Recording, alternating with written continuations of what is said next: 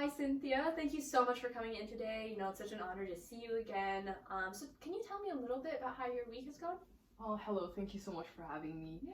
And my week has been kind of like most others. It's been kind of hectic. I've been dealing with a lot, but like I'm doing a lot of introspection, and it's the weekend, so Yeah. I'm grateful for that. Yeah, absolutely. Yeah, it's been kind of tough, in classes and relationships.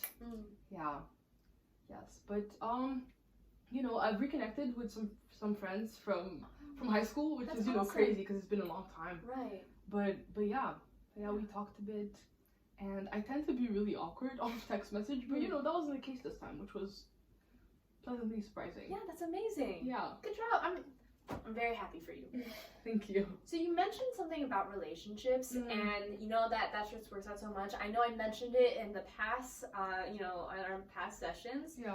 But if you'd like to expand on something called an ecomap, that is actually going to be something that helps us navigate the different relationships that you have. Is that something you'd be interested in right now? Oh yeah, absolutely. All right. So the way an ecomap works is that we're going to have you here at the center. This is Cynthia. Yes. And so we have you right here. And what we can do is that just for we could have like a relationship right here. And let's say this is friend number 1. You mentioned connecting with some of your friends. This is friend number 1. And we're going to put them in a little circle right here. And if you'd like, you can tell me sort of the significance of this relationship to you, whether you feel this is a strong one, a distant one, a good one, or a bad one. And based off of that, we can give the line connecting friend number 1 to you more or less definition. We can make it a dotted line for it's not a very strong connection. And I can make that little grid right here, so a little key, so then you can take this and keep it in mind. So we have this little key, and the dotted line will be for not strong connection. And then a solid straight line is going to be like, yeah, this is solid, because, it's a solid line, it's a solid connection, you know? And then we can put 2 solid lines for like, this is my guy, this relationship, it's carried me through so much, and I've carried them, like, this is my guy, you know? If you're comfortable with that, that sounds good to you. Absolutely.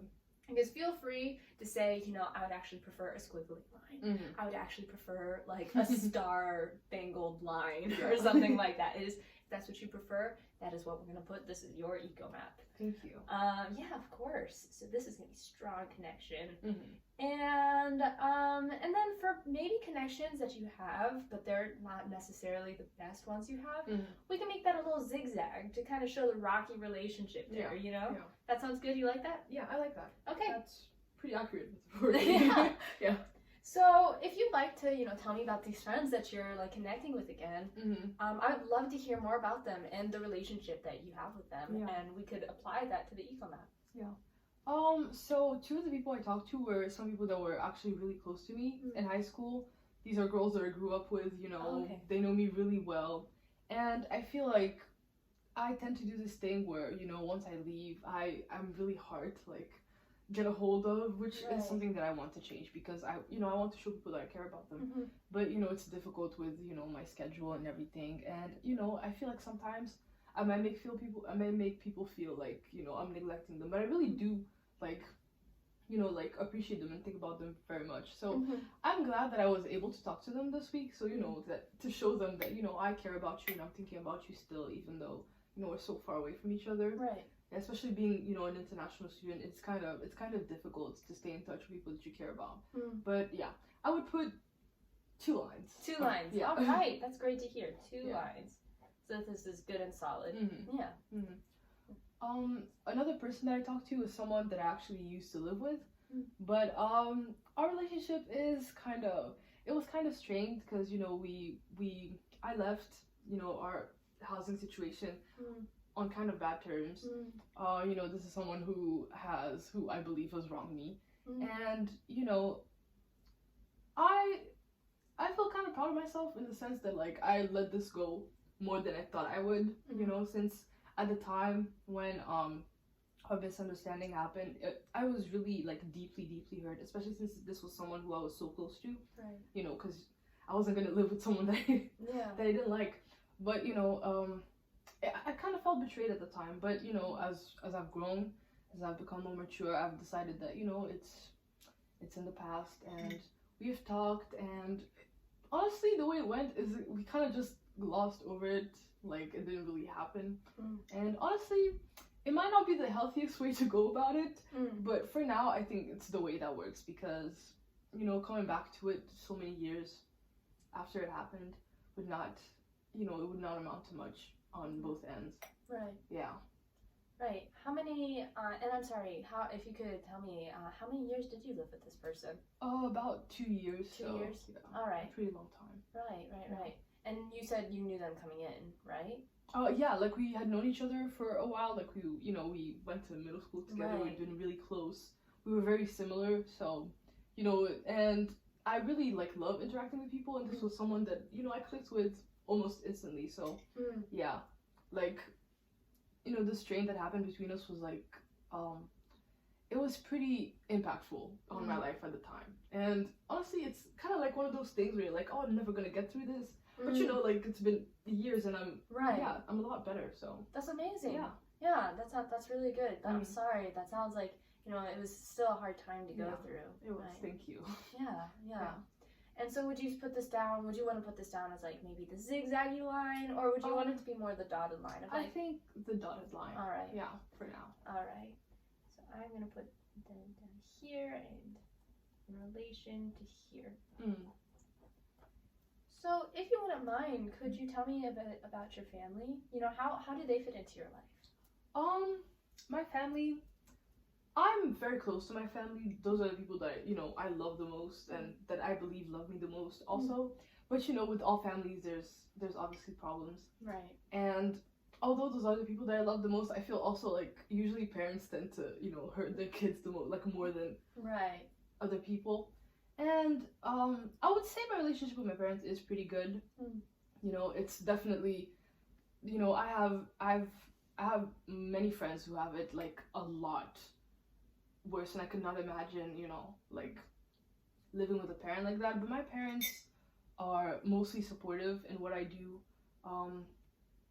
It's just sometimes we disagree on some things, career paths, which I feel like it's most kids and their parents. But throughout they support me financially, which is a really big thing, especially since I go to college, and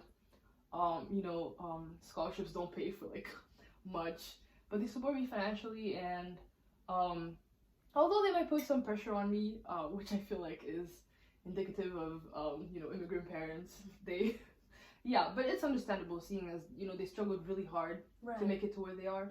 So that is something that I understand. It's something that I wish wasn't as much, but it's something that I understand where they're coming from. So yeah, I would say my relationship with my parents is pretty good. So 2 lines. 2 lines for your parents. All right, for both of them. For both of them. All right. Yeah. 2 lines. That's good to hear. Now you mentioned that they immigrated. Where did they immigrate from? From Bosnia. Okay. Yes. Wow.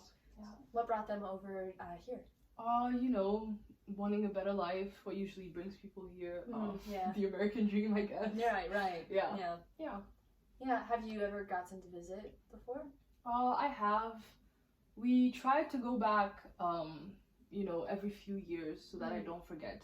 My father especially wants us to be very connected to our culture and our roots. So that is something that we try to do every few years. Yeah, that's really important, keeping that cultural connection. It's so impactful, and I think, I'm very happy to hear that your family is very intentional about that. Yeah. And you seem very grateful as well. And that's really good to hear. I'm happy for you. Thank you. Have you made any relations with the people back over with your family's homeland? I believe that I have.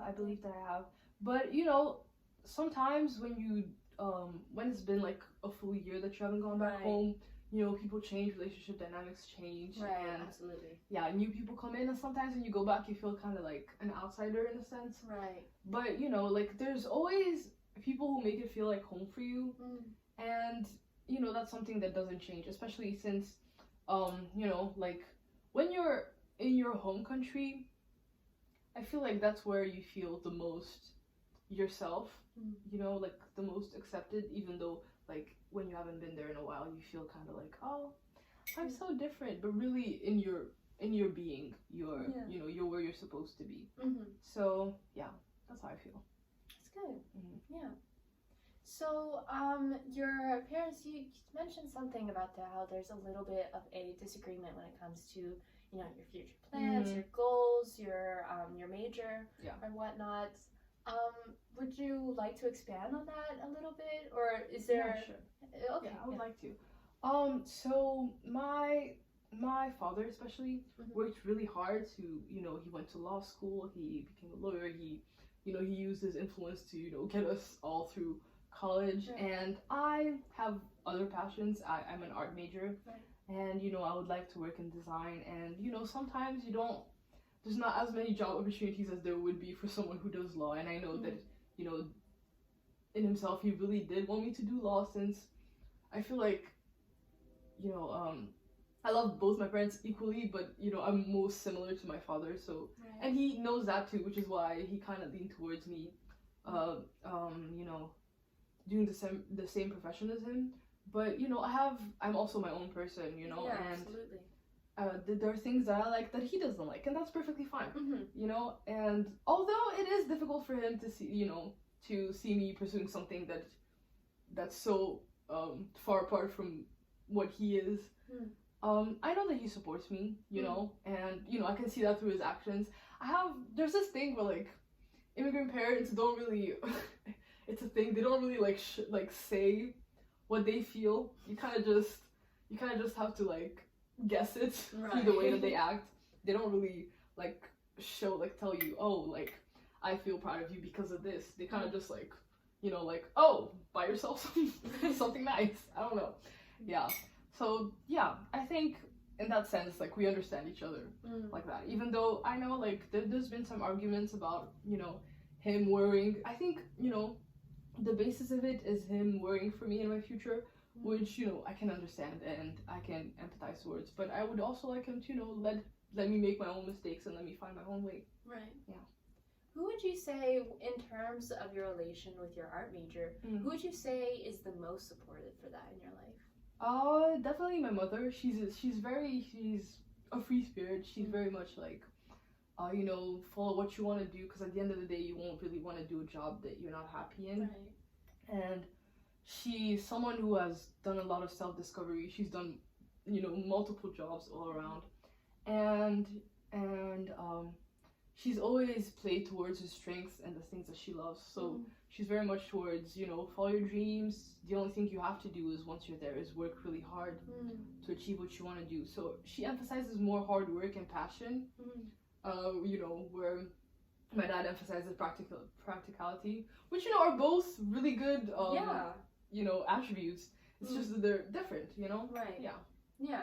And I can definitely see how, you know, both of these, you know, these strengths that your parents have to bring to you, they're both very important things. But I'm glad to hear that your mother is very nurturing to, you know, to these strengths that you also have to offer. Because just like your parents have strengths to offer, you have a strength to offer. And it's great to hear that, you know, your father is looking out for you. He is trying to, you know, be a father, guide your steps, all these types of things. But I'm really glad to hear that your mom is also, you know, out there going, like, you know, like, follow your dreams. Because, you know, that's a very beautiful thing. It's very beautiful to hear that you have that in your dynamic. Yeah. Now, do you have any siblings? I do. I have 3, actually. Oh, wow. Yeah, I do. I'm a middle child. Oh, wow. Yeah. So, you know, as a middle child, you kind of feel pressure to perform as much as your older siblings. Yeah. And, you know, to be... Because my older siblings are much older than I am. Okay. Most of them have already, you know, like, made their lives.